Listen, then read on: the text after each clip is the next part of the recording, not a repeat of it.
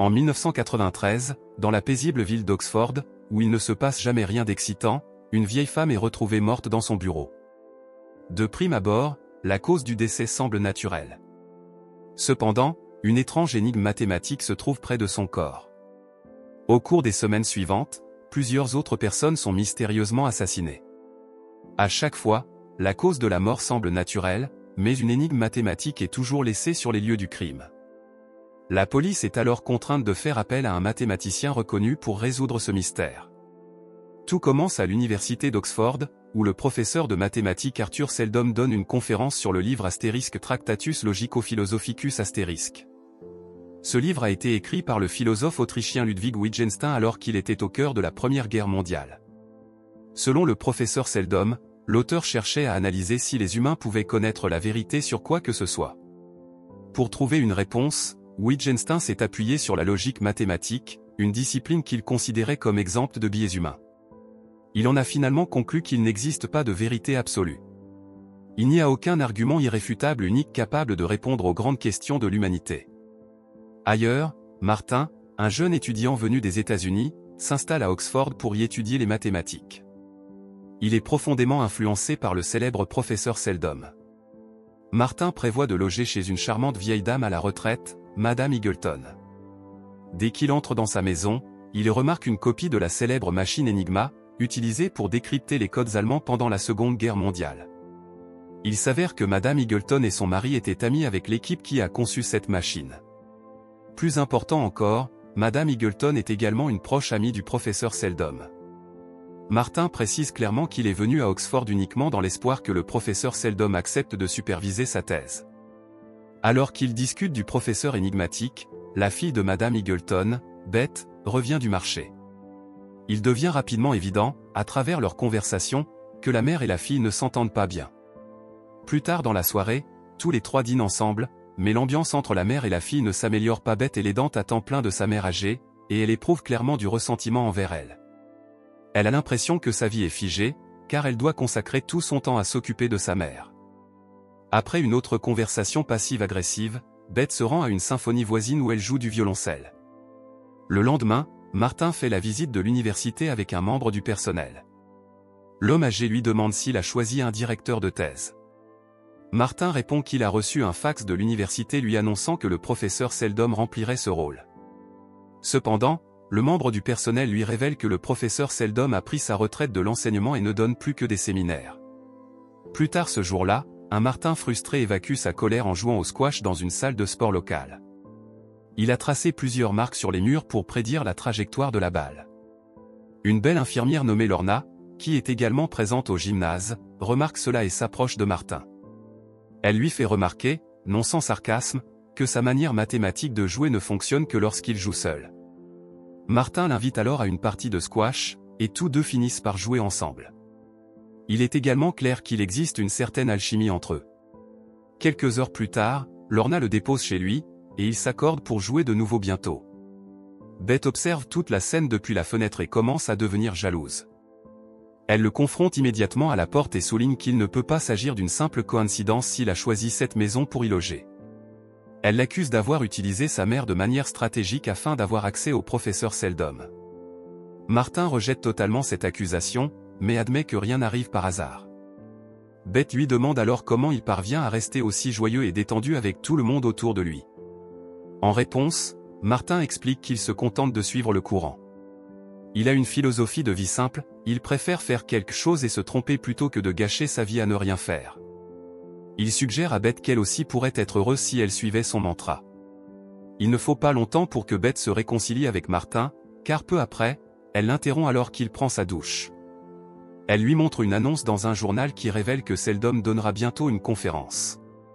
Ce pourrait être l'occasion pour Martin de se faire remarquer, voire de rencontrer son idole. Quelques jours plus tard, le professeur Seldom donne de nouveau une conférence à un groupe d'étudiants sur l'absence de vérité absolue. Mais cette fois, un étudiant n'est pas d'accord avec ses conclusions, et cet étudiant, c'est Martin. Le jeune homme lève la main à la fin de la conférence et exprime ses critiques. Martin affirme que tout dans la nature, jusqu'à la forme d'un flocon de neige, repose sur une structure mathématique.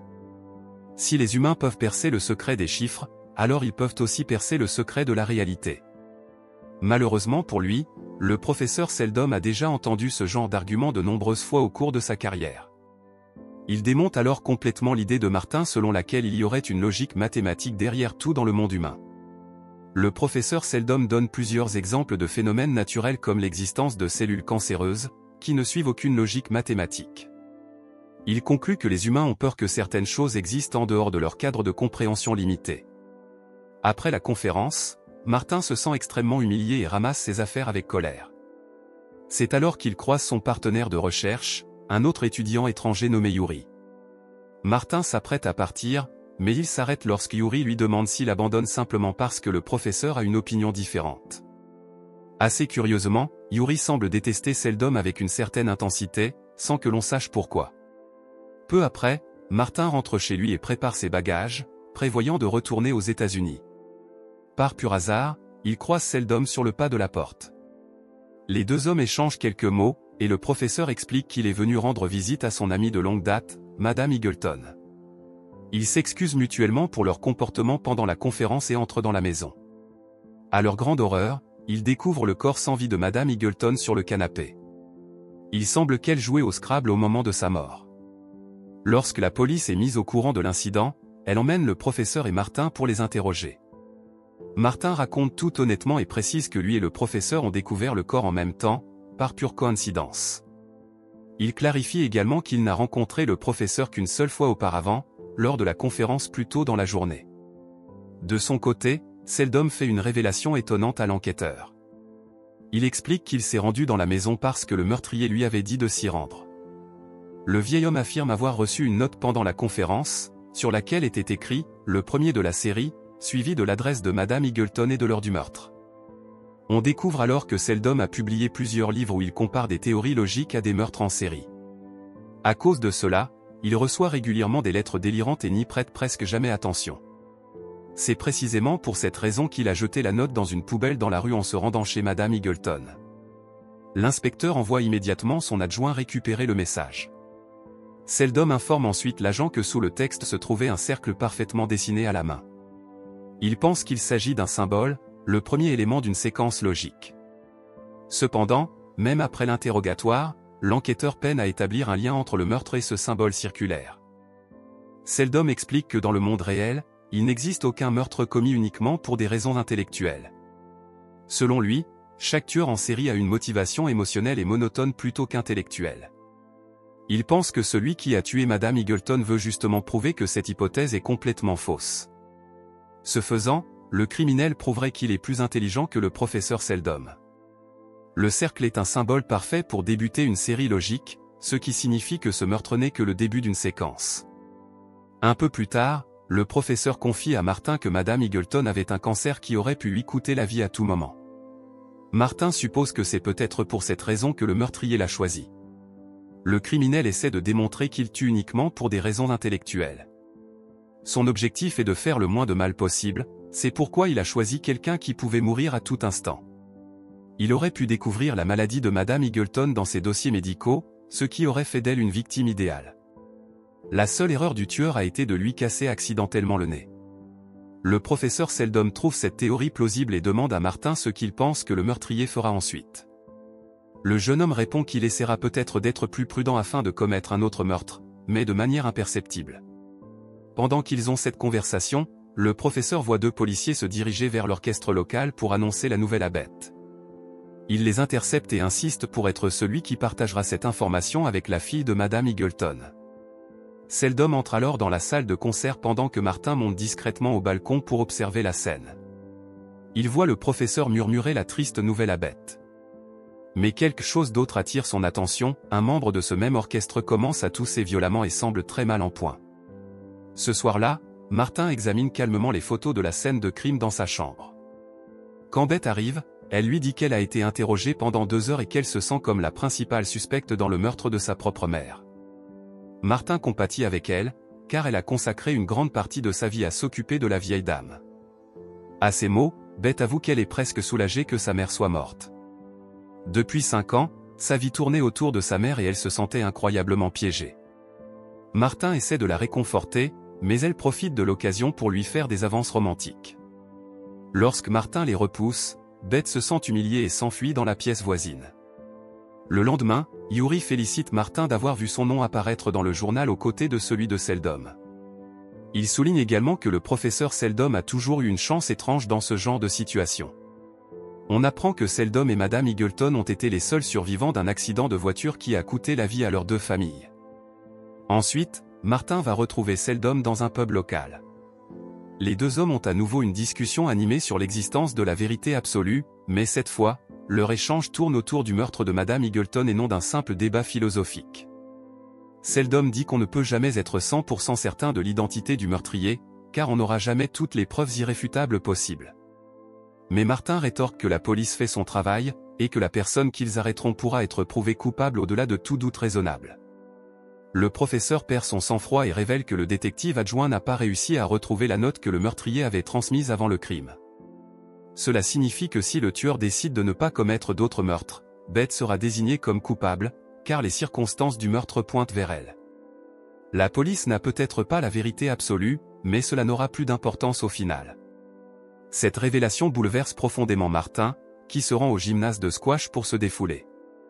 Lorna le rejoint là-bas et lui dit de ne pas être trop dur envers lui-même. Mais quelque chose dérange Martin. Il avoue qu'il prend en réalité plaisir à tout ce fiasco, car ce meurtre lui a permis de passer beaucoup de temps avec son idole, le professeur Seldom. Il se sent affreusement coupable de s'amuser autant malgré les circonstances.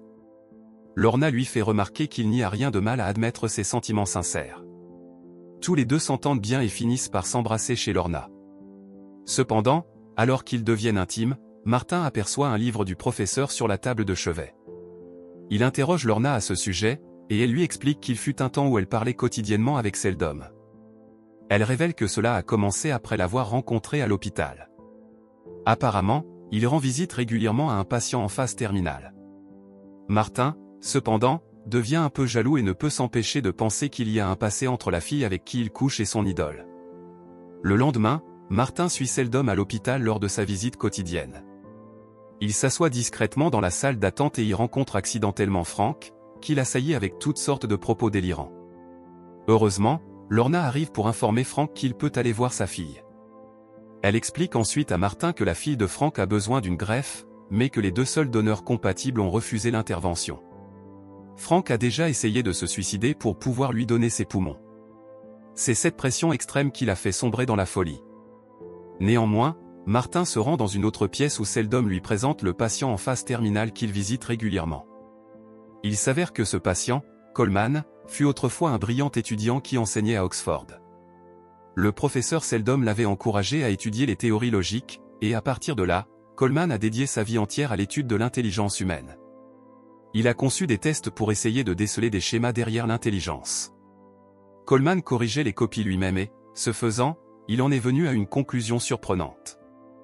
La plupart de ses élèves faisaient quelques erreurs, ce qui est normal. Un petit pourcentage obtenait des résultats parfaits, correspondant à une intelligence classique élevée. Mais un 3e groupe donnait des réponses absurdes mais totalement valides. Coleman ne comprenait pas la logique derrière le raisonnement de ce groupe. Leur intelligence semblait infiniment complexe. Cette réalisation l'a poussé à administrer le même test à des patients lobotomisés souffrant de troubles mentaux. Leurs réponses correspondaient à celles du 3e groupe. Coleman a tout tenté pour comprendre leur manière de penser, mais il a vite réalisé que sa propre capacité mentale était limitée, ce qui faisait de lui un simple observateur. Pour comprendre les symboles, il devait les percevoir de l'intérieur, comme ses élèves radicaux. La seule façon d'y parvenir était de pratiquer une opération sur son propre cerveau. Bien que cela paraisse extrême, Coleman ne s'en souciait pas, car il souffrait d'un cancer osseux en phase terminale.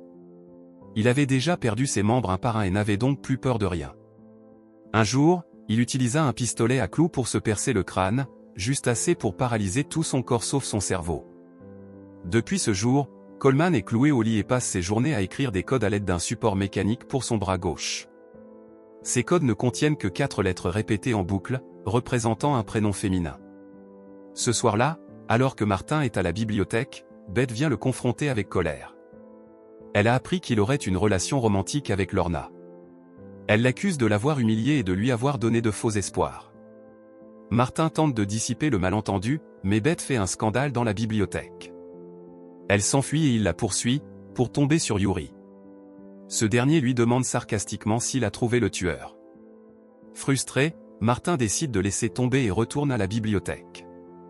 Mais sur la porte, il aperçoit une étrange note avec des symboles codés.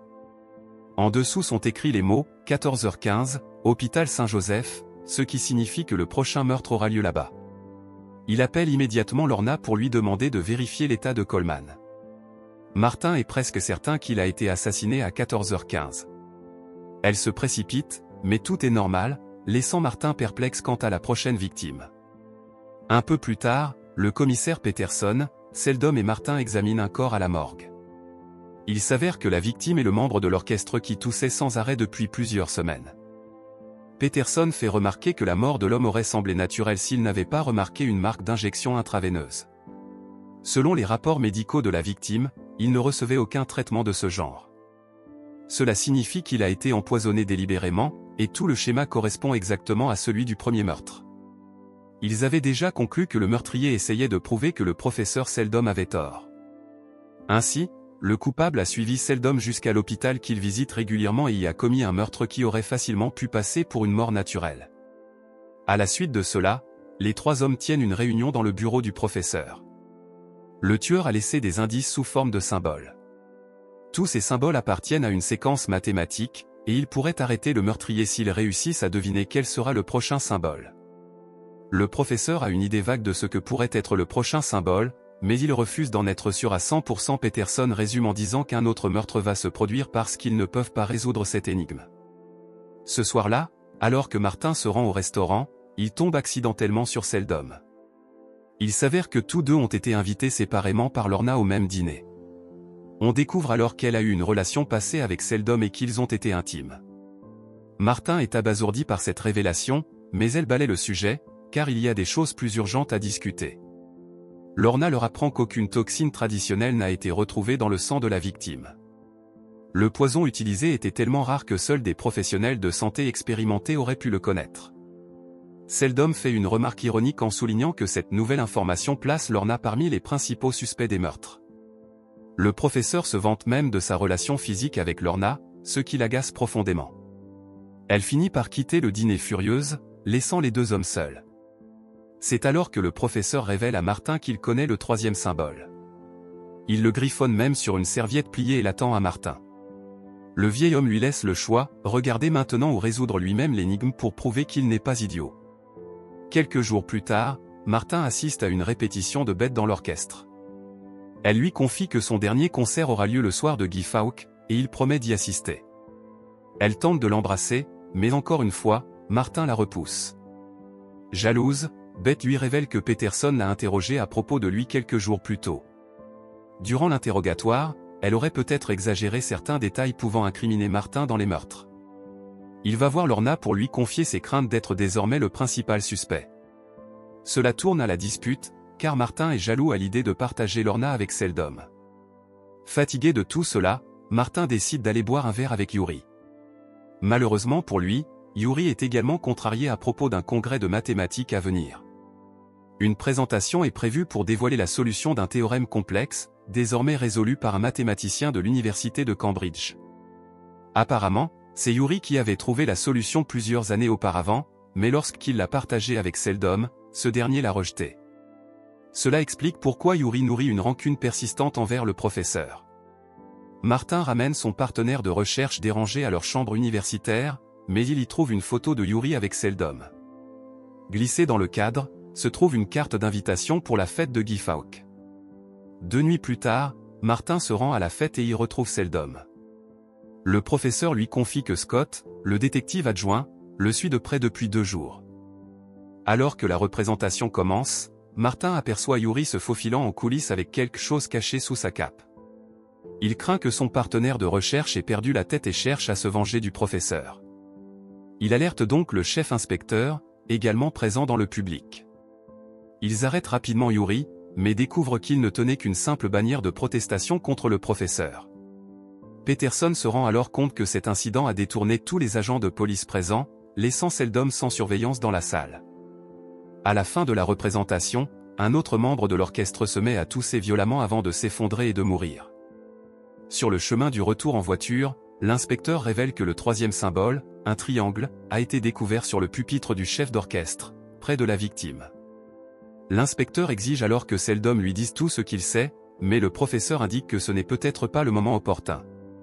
Martin comprend le message et sort de la voiture pour laisser les deux hommes discuter en privé. Le lendemain, en route vers une présentation mathématique, Seldom s'excuse auprès de Martin et lui dit qu'il ne veut pas qu'il cesse de réfléchir à l'énigme. Il lui annonce que le quatrième symbole sera révélé dans les journaux, et qu'il espère que le meurtrier croira que Seldom reconnaît son intelligence et cessera ainsi sa série de meurtres. Cet après-midi-là, alors que Martin est avec Lorna, il commence à deviner quel pourrait être le prochain symbole dans la séquence. Il se précipite dans la librairie la plus proche et trouve un livre sur les symboles pythagoriciens contenant les 3 premiers symboles. Cela aide Martin à déduire que le quatrième symbole est le tétracty, une figure triangulaire composée de 10 points disposés en 4 rangées. Lorna explique aussi que certains médecins de cette époque considéraient l'intelligence comme la plus haute qualité humaine. Par conséquent, ils voyaient les personnes atteintes de déficience mentale comme des pêcheurs et les utilisaient comme cobayes pour des expériences telles que les greffes d'organes. En entendant cela, Martin se souvient de Franck, le fou de l'hôpital, qui tenait justement un livre sur les médecins pythagoriciens. Il devient alors évident pour eux que le meurtrier n'est autre que Franck. Ils cherchent un prétexte pour tuer les patients mentalement handicapés de l'hôpital afin de pouvoir utiliser leurs poumons pour sauver sa fille. Le duo se rend immédiatement au commissariat, mais n'a pas l'occasion de révéler ce qu'il a découvert. Scott leur apprend que le meurtrier a contacté la police plus tôt dans la journée. Il a demandé à ce que des ambulances soient envoyées à un point précis de l'autoroute car il compte y attaquer un bus. Scott leur révèle également que Peterson est déjà en route pour intercepter le bus avant qu'il n'arrive à cet endroit. Peu après, Peterson parvient à intercepter un bus transportant le professeur Seldom et 9 autres mathématiciens en route vers l'université. Peterson appelle le commissariat et transmet ces informations à Scott et aux autres. En entendant cela, Martin dit à Scott qu'ils ont arrêté le mauvais bus. Le tueur ne visait pas les mathématiciens, ni même Seldom. C'est Franck, le chauffeur du bus de l'institut psychiatrique, qui est derrière tous ces meurtres. Martin appelle immédiatement le professeur et le supplie de rejoindre Peterson pour arrêter l'autre bus. Malheureusement, il est trop tard, Seldom voit passer le bus mais n'a pas le temps de prévenir Peterson. Quelques instants plus tard, le véhicule quitte la route et prend feu. Peu après, Martin et Lorna arrivent sur les lieux de l'accident, où l'inspecteur principal révèle que 5 des victimes étaient des donneurs potentiels. Le conducteur, Franck, comptait sauter du bus avant l'impact, mais il a mal calculé son geste et a péri dans l'incendie. Il conclut que Franck avait toujours eu l'intention de tuer les enfants atteints de troubles mentaux afin de récupérer leurs poumons. Il avait commis les autres meurtres pour faire croire qu'un tueur en série rôdait. Une fois le mystère résolu, Martin décide de retourner en Amérique avec Lorna. Le duo prévoit de commencer une nouvelle vie aux États-Unis, mais juste avant d'embarquer, Martin trouve une serviette glissée dans son passeport. C'est la même serviette que Seldom lui avait donnée pendant le dîner et qui était censée contenir le 3e symbole du meurtrier. Mais lorsqu'il la vérifie, elle est complètement vide. Cette découverte le plonge dans la confusion, le professeur n'avait en réalité jamais su quel était le 3e symbole. Martin ressort alors les photos du crime de sa valise et remarque un détail curieux. Madame Eagleton a été tuée pendant qu'elle jouait au Scrabble. Une des photos montre qu'elle avait composé le mot astérisque Kreis astérisque, cercle en allemand, sur son plateau de jeu. À la suite de cette révélation, Martin se rend dans un musée à proximité pour confronter Seldom. Il lui dévoile la vérité, il n'y a jamais eu de tueur en série. Toute cette mise en scène a été imaginée par Seldom pour dissimuler le seul vrai crime, la mort de Madame Eagleton. Beth avait tué sa mère et avait ensuite demandé de l'aide à Seldom. Le professeur avait accepté, car des années plus tôt, il conduisait la voiture impliquée dans un accident qui avait coûté la vie au père de Beth et à sa propre épouse. Rongé par la culpabilité depuis, il voulait se racheter en sauvant Beth. Le jour du meurtre, Seldom avait croisé Martin par hasard devant la maison des Eagleton. Il était venu effacer les preuves du crime, mais face à la situation, il avait dû improviser. Ils étaient entrés tous les deux dans la maison, et en voyant le mot astérisque Kreis astérisque sur les lettres du Scrabble, Seldom avait eu l'idée de construire un plan sur le moment. Il avait besoin d'un second essai pour détourner les soupçons de Beth. Par une coïncidence incroyable, plusieurs morts avaient suivi dans les mois suivants. Seldom avait alors présenté ces décès comme l'œuvre d'un tueur en série en laissant lui-même les symboles pythagoriciens. Malheureusement, Frank avait lu ces histoires dans les journaux et y avait vu une solution à son propre problème. Chaque jour, il transportait des enfants aux poumons sains mais à l'esprit défaillant, et il se demandait pourquoi ils avaient le droit de vivre pendant que sa fille souffrait. Martin accuse Seldom d'avoir provoqué la mort de ses enfants innocents. Après avoir vidé son sac, Martin tente de quitter le musée, dégoûté, mais Seldom l'arrête et affirme que Martin porte aussi une part de responsabilité dans cette tragédie. Il lui rappelle que c'est lui qui avait incité Beth à faire quelque chose de sa vie, même si cela impliquait de faire des erreurs, plutôt que de rester passive. Ce sont précisément ces paroles qui avaient poussé Beth à tuer sa mère et à prendre sa vie en main. Ironiquement, cela confirme l'hypothèse de Martin, tout dans ce monde suit un schéma. Ces mots ont agi comme une logique mathématique derrière la série de morts en apparence aléatoires.